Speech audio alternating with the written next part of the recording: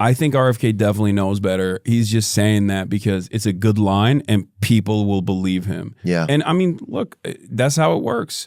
I know because like Joe Rogan talked about it too, where they were talking about like Elizabeth Warren and Bernie Sanders getting money from like these, big pharmaceutical corporations. That wasn't the case, but it got a lot of mileage on that side of the internet. That's the other thing that I am frustrated by, where there's like no consensus on this stuff anymore. Like, what does a consensus mean? Like, we all agree on one thing? Yeah, and you don't have to agree on one. Not everybody has to get together and agree on the same thing, but like, there's no established truth anymore, where everybody's just like operating on whatever the fuck they think is the truth, and heavily leaning into their biases. And I feel like the internet has become way more echo chambered in that regard, and it's very frustrating to see. You know, there's no, what do you say? Consensus. So there's no like regional place you can go to, except now almost your own gut, or if you're influenced by clips or whatever, right? Yeah, but we're dumbasses. You know what I mean? Like we're fucking I'm stupid. Like I can't gut check everything. Like, dude, I can't even fucking keep up with you, dude. So I fucking feel you. But what I'm saying is that better than us all being under the influence of some consensus? I'm not disagreeing with you. I'm just looking at it, right? I think it's good to have a healthy diet of both, right? Yeah. Like you still need to have trusted resources that you can go to and rely on, that will every now and then be like, that's wrong. You know what I mean? And I try to urge people to not get their media diet exclusively from me either, for that reason. And even my media diet itself is incredibly diverse. I probably watch more Fox News than I watch like CNN and shit, partially because they're more entertaining. I look at everything so that I can develop a better understanding of like what people are saying and what people are believing in general. I need to do a better job of that. I think of finding my information diet, you know, and just where does it come from? It's not, I just don't get enough of it a lot of times. A lot of times I operate mostly just like on my own feelings kind of, which is in the end kind of your instincts or whatever. But then I start to notice that things that I get influenced by and like my own algorithm and things, and it's like, oh, well, I'm fucking getting influenced. Yeah. You know, I'm up last night in the middle of the night and it's like, have I reposted too many TikToks about Gaza, you know, and I'm up for 40 minutes last night laying in my bed and my brain's calculating it but shit like that, you know, it's like, but it's just because I'll get to my, you know, it's like none of it's bad stuff really, but it's, I'll notice if I get on my Twitter thing, especially, I'll get angry, and then I'm like, if I'm at least aware of this is happening, people that aren't aware, that aren't even thinking like, oh, this is affecting me, they're just being affected. Yeah. Then it's like, man, the way I see my goal, like the way I see my job, is to basically get people to understand why they're angry and then get angry at the appropriate vectors, like who's actually causing harm in their immediate lives.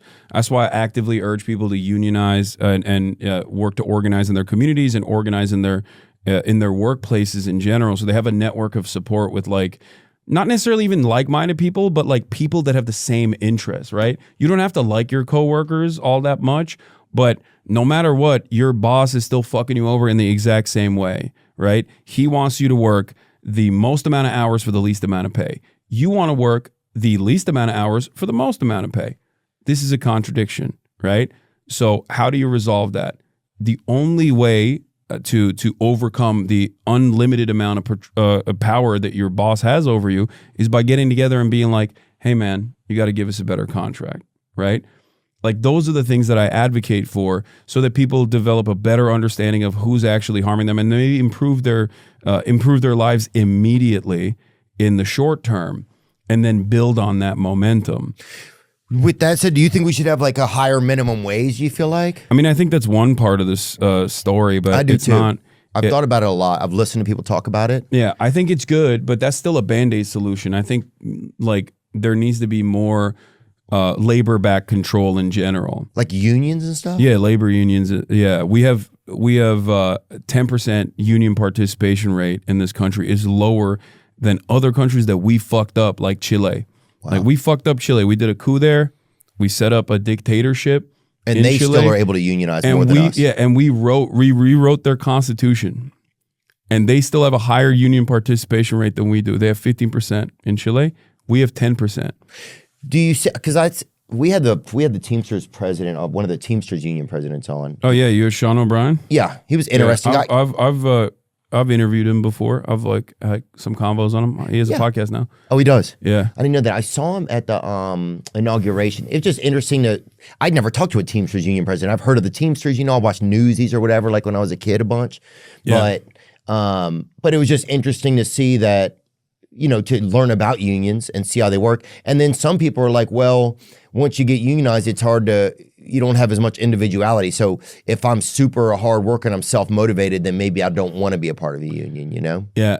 But I could see that as a safety net for people to have a union against corporations. Like, yeah, to me, it makes perfect sense. Like, yeah, otherwise they're going to clean out your pockets. They're going to, look, every union member will tell you, like, the motto for unions is united we bargain, divided we beg, right? You can either go and be like, I'm such a good guy, please, like, look how hard I'm working. And then in the off chance, maybe get recognized by your boss and maybe get a little bit extra money on the side. Or you can get together with you can get together and engage in the act of collective bargaining and force the company's hand into offering you better benefits and basically claw back the profits that you're generating for them. Because without the workforce, you got nothing. Right. What do you think? The fucking CEO is going to build the table? No. Yeah. You know what I mean? He doesn't know the first thing about building tables, right? It's just going to all that's going to be is a bunch of wood on the factory floor without you, right? Workers are the ones who add the value, who generate the value. Yeah, Bernie had a good thing about that. He said that, well, if we're going to shorten people's work weeks, right? He was talking about having a shorter work week. Yeah. And then that since companies' profits are going up, then the employees, the amount that they should make should go up. It's like, it shouldn't just be the company at the top that has the increase. Yeah. So, I mean, AI is a perfect example of this, right? Like, it's very disruptive to the environment. I don't like that. But more importantly, also on top of that, it's used as a way to displace the existing labor force, right? Because now you can just get the machine to do the job of the person that was doing the job beforehand. I'm an advocate that, like, no, you should still keep that person employed, pay him the same amount of money, make him work less. Why? I mean, why are you firing this person now? Because AI is a tool, right? Right. But the way that companies work under capitalism is whenever there's a technological advancement like this, right? This has allowed us to be on 24/7. Now you can have so much more output as a worker, right? You can be be online at all times. Productivity rises in that process. Your boss can get a hold of you at all times. Yeah, the boss can get a hold of you at all times. You're more tapped in. You're more aware of what's going on in the world, and you can be a better worker because of that. But in that process, bosses look at that and go, okay, now I can make one guy do the work of 5. I'm going to fire 4 fucking people, and I'm going to make the one guy do the work of the other 4 people. And that is how, that is under capitalism, that's how it works, where they use technological advancements that increase productivity to displace the existing labor force, to just basically fire them. And instead of lowering the hours that the existing workforce worked, and maybe even increasing their pay in the process, because they're still doing the same work. Yeah. You know what I mean? And because they're fucking human beings. Like, that's why at a certain point, it has to tip towards an actual revolution where people pick up, and I don't know if we can say this or not, but I say it all the time. People call me radical for that. Really? Oh, I'm a big revolution guy. I've always had little dreams of, like, or semi-revolutions or, like, regional or whatever, at least. I hope at least I can make it to the regional revolution. Like, I understand if I don't make it to the national one, but I want to be on a horseback or at least on a fucking standing next to a count or one of our, like, bosses or whatever. Like, I want to. No, why? See, that's because that is fucking overthrowing the system. I know, but think about the way you presented that. You want a count or a boss to be the leader of the revolution. Somebody's going to have some sort of fucking leadership. I agree, but it should be people-backed revolution. That's what. Oh yeah, people, but one of us gets mildly elected or something. Yeah, but not a boss or a fucking politician. Those guys, or a count, is going to be. It's going to be an organizer, an activist, someone with a background. Someone who understands the needs of the people. It's going to be somebody also who works at a Renaissance fair full time, who can be on a horseback, who can handle the type of. When you think about it, I'm not even joking, Hasan. It's kind of crazy, but you will need a dude who's fucking. I am willing to ride through here with a spear. But yeah, at a certain point, if you let so many people go, just to appease a company, to appease corporations, you're just going to have more. Those people have to, at some point, there has to be a revolution. Isn't that how revolutions happen? Yeah. Like, I mean, when conditions worsen to a certain degree, yeah, people go, all right, enough is enough. We're backed into a corner, and they start recognizing that like they're being fucked over. But that can also lead to a dangerous path where tell me about that. Well, the dangerous part about that is like if the people are not steered in the right direction to recognize who's actually doing the harm to them, they can be deluded by misinformation and think it's the Jews or think it's fucking Anthony Bourdain. Or I think it's Adam Schiff who's apparently having sex with dead children in their minds, or think it's like the Guatemalan immigrant. You know what I mean? That motherfucker is not controlling your life. He is worse off than you, and he has the exact same interests as you. He just wants to put food in his belly and to have a roof over his head. Are you talking about Guatemalans that came over the border and stuff? Yeah, that's what I mean. Like a Guatemalan immigrant or a Honduran immigrant is not like, he's not dominating your life at all. They're not here to do evil. They're not here to do bad. They're here to just like work. They're fucking pick strawberries all goddamn day, so our asses can eat those strawberries cheap as hell. You know what I mean? And then we turn around and we're like, yeah, they're all rapists, drug dealer, murderers. We got to fucking purge the country of these people. And it's like, it's really fucked up. How would you, how do you successfully do something like that then? Because I think a lot of people's concern, I think here's what happens is you're like, I'm not safe anymore, right?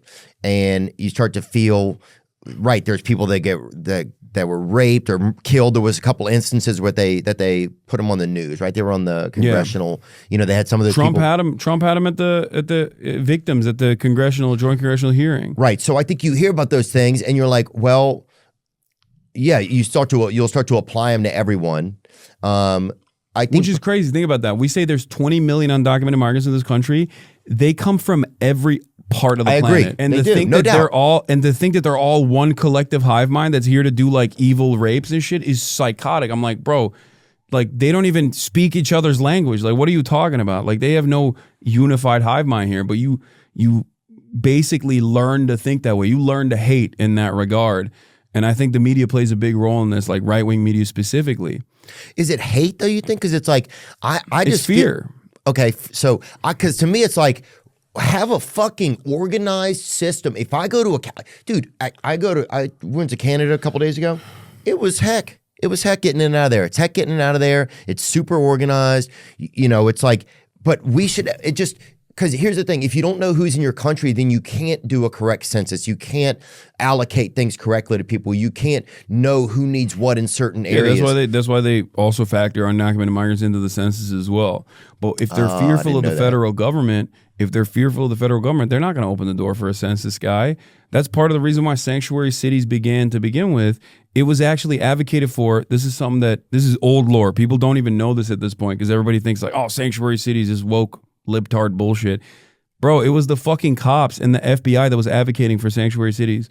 Why? Because whenever a murder or some kind of like violence happened in an undocumented neighborhood, cops would come in and nobody would talk to them. So they were like, say don't that part worry. one more time so we can hear it. That's important. I never knew Sanctuary cities initially were proposed by law enforcement because they realized that whenever there was violence or like, drug dealing or a murder that took place in an area where the witnesses were undocumented migrants, they wouldn't talk to the cops because they were fearful that if they talked to the cops, they were going to get fucking deported. Wow. So in order to open up more collaboration and actually solve crimes like rape, murder, and all these other like violent crimes, they were like, we have to tell every undocumented migrant, like, we're not going to arrest you. We're not going to collaborate with ICE or INS at the time before ICE existed. We're just here to serve you as public servants. And that was the reason why it was law enforcement that initially suggested sanctuary cities. It wasn't like woke activists or whatever. And it's so interesting that like now Republicans say use that as a catch-all term to be like, oh, you're letting criminals go. Basically, that's what they make it seem like. That's what they imply. Bring that up. How did sanctuary cities get started? That's fascinating, man. Yeah. Sanctuary city policies were not originally proposed by law enforcement. but they've come to support them for public safety reasons. Right. In the 1980s, when churches in the United States provided refuge for individuals escaping civil unrest in El Salvador, sanctuary cities specifically emerged from protests against federal immigration policies that denied asylum to refugees. However, many law enforcement officials, including police chiefs, have advocated for sanctuary policies. They argue that these policies help build the trust between immigrant communities and local law enforcement. This trust is crucial for encouraging immigrants to report crimes and cooperate with police investigations. Sanctuary policies allow police to focus on local priorities and prevent crimes. Wow, that's interesting, man. I wonder though. What's that? I'm sorry? What is the AI search engine or some shit? What is this? Yeah, this is Perplexity, but they have all the sources cited. All right.